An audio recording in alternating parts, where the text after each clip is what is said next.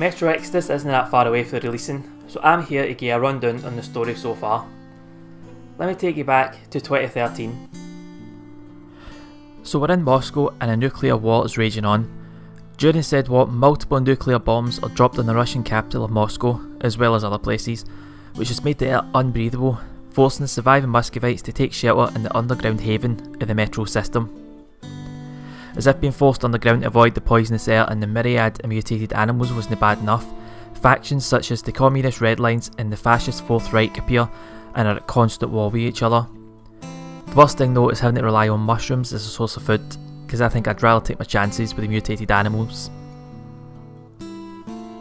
We jump forward 20 years to 2033, the start of Artyom's journey. Artyom lives in the northern station of VDNKH, now referred to as Exhibition, with his adoptive dad who happens to be the station commander. Exhibition falls under attack by mysterious creatures referred to as the Dark Ones. An elite soldier of the Spartan Order named Hunter appears and persuades Artyom to seek help from the rest of the metro. Hunter hands over these dog tags, telling Artyom to present them at Paulus, the capital of the metro, before leaving to track down more Dark Ones. The next day, Artyom signs on as an escort for a caravan travelling to the neighbouring station. As nothing in life is ever easy, the group are incapacitated by a psychic attack, but just about manage to make it to the station's defences in time. While at a new station, Artyom meets a smuggler named Bobbin who offers to help Artyom reach Paulus. Artyom and Bobbin head on their merry way through several stations, even taking a jaunt through the streets of Moscow itself, before Bobbin, being the token redshirt of this wee journey, is inevitably killed by the bandits. As luck would have it, Bobbin's friend Khan rescues Artyom and takes him to meet a contact named Andrew, who happens to live in an area controlled by the Red Line. Being a master sleuth, Andrew aids Artyom in escaping the Reds' territory, but in true out of the frying pan fashion walks right into it and is captured by the Nazis of the Fourth Reich. Artyom seems to have a guardian angel watching over him, because he's again rescued seconds before his execution, this time by two rangers named Pavel and Olman. They try to escape the Fourth Reich, but Pavel is struck down by the bad luck that seems to befall the companions of Artyom and is killed by the Nazis, leaving Artyom to make his way to Paulus on his lonesome. Again. Artyom eventually comes across some survivors trying to fend off a mutant horde and stop them from reaching Paulus. Unfortunately, they don't manage it, but Artyom does manage to save a boy named Sasha before escaping the horde.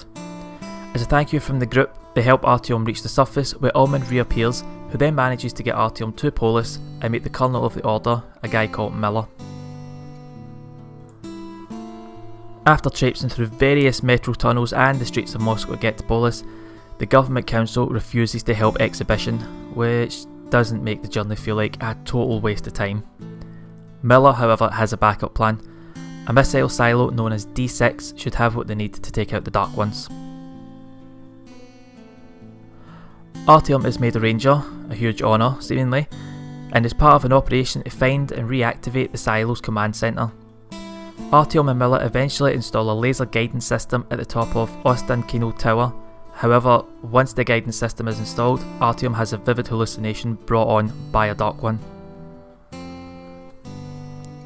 After the hallucination, you have a choice of making one of two things happen.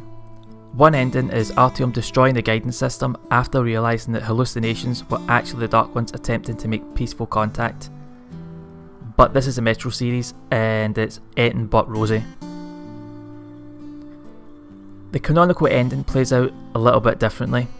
Artyom allows the missiles to fire and make their way to the Dark Ones, totally obliterating them. Then realises that the Dark Ones are actually peaceful and any deaths by them were in self-defence. I love that 2020 hindsight, eh? That's us reached the conclusion of Metro 2033.